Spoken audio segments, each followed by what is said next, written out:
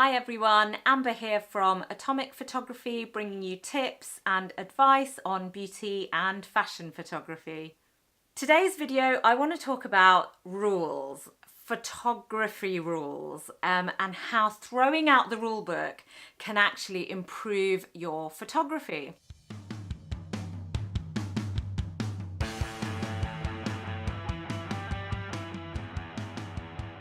I have had so many conversations with photographers and budding photographers about the rules for how to shoot images and how to edit images, and there are some real purists out there who get really dogmatic about what do you mean you don't shoot in RAW, or what do you mean you don't use frequency separation for editing your images. And I guess my take on all of that is, does it really matter how you use your gear and how you develop your craft as long as you get the results that you want? And I guess that's my question out to you guys. Does it really matter? What's your opinion? What's your views? Tell me in the comments below. So it's funny, people ask me when and how I got into photography, and I guess I got into photography because of my dad.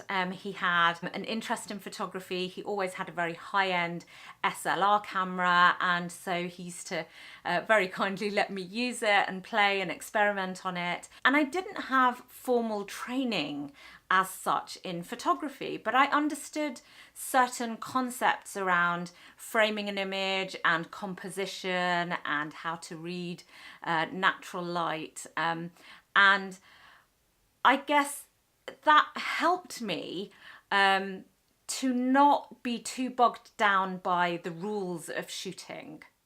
And when I talk about the rules of shooting, I'm talking about the certain things that you'll read in digital photography magazines, or you'll hear from photographers where they talk about, you know, don't put light and sunlight behind a subject, don't shoot in harsh sunlight. And there's some really good reasons why you shouldn't do some of those things, but there are also some really cool reasons why you should, and why you should just throw out that rule book and experiment a little bit and push your own boundaries around what you can do with your gear and how you can fulfill a certain creative vision.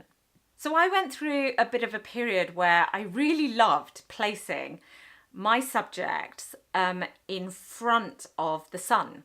So the sun was behind them and it would be sort of a backlit image. And, you know, yes, it might not be a traditional type of image, but I really like the mood of it. And some of my clients really liked that mood and they wanted me to recreate those images for them too. So I kind of go, well, you know what, if I was a purist about this and, you know, maybe there was a bit of noise in the image or there's flare in the image, who cares? If the image is gorgeous, who cares? So here's an example of me shooting in low light. Basically what happened was I actually turned up to a fashion shoot with all my lighting gear. I had completely planned to shoot something differently. I was so devastated that I forgot the cable to the light. And I didn't want to alarm the creative team on this particular photo shoot by saying that, dudes, forgot my cables.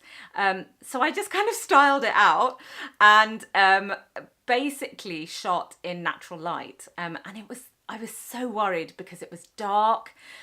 I thought I'm going to have noisy images. But you know what? Sometimes you just have to take up the creative challenge, embrace the environment that you're in, and just go with the flow. So I ended up having some very sort of, you know, slightly misty looking, slightly soft, you know, softer, very ethereal images, which I was really happy with and ended up getting picked up by a magazine and published. So you know what, sometimes the rules don't matter. Just shoot what you think looks beautiful, feels beautiful.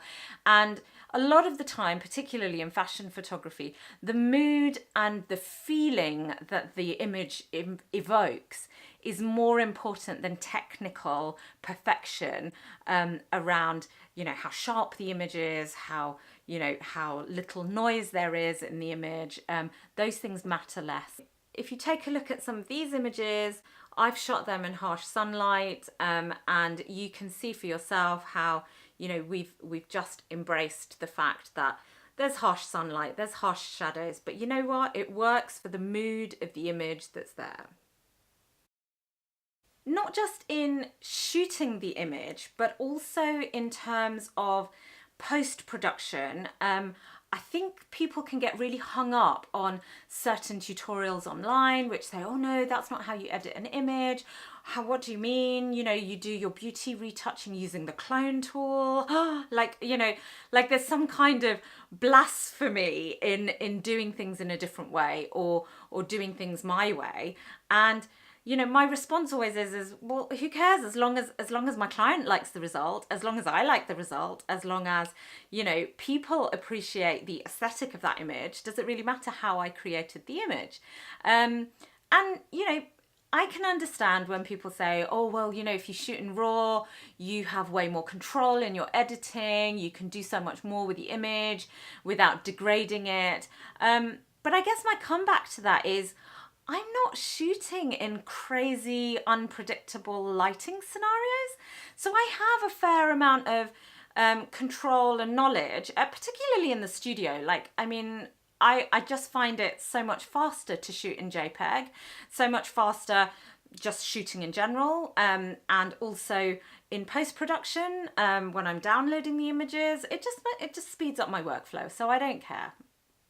However, I think I get asked a lot, do you do dodging and burning, and do you use the patch tool versus, the heal tool versus the cloning tool, or do you use frequency separation? And I kind of go, you know what? They're all very valid ways of editing your images. Do what you feel is right for your particular image, for your style, But I even get asked, do you buy presets for Lightroom? Is that cheating? It's like, no. Anything that makes my life easier, I will do.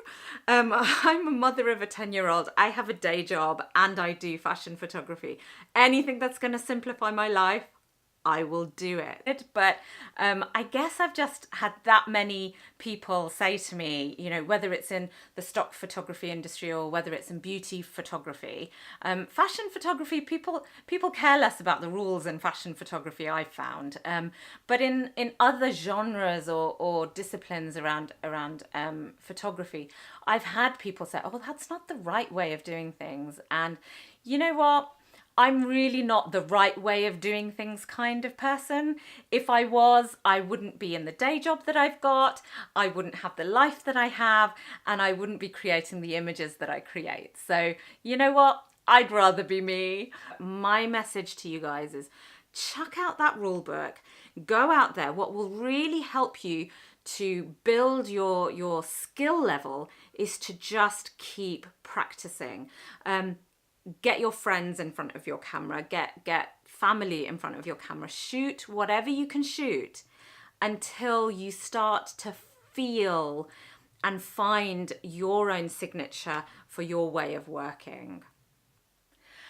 I hope some of you are inspired to just go out there and do your own thing, make your own mark on the world, practice, create stuff that you love. It will really show it in your imagery. If you have a passion for a particular genre or a particular subject or a particular kind of imagery, that's going to come out in your pictures. And you know what? Don't let anybody tell you that what you're doing is wrong. Take care, and I will see you soon, and hopefully I will be putting up some more tutorials around beauty retouching and fashion retouching. Take care and see you guys next time. Bye.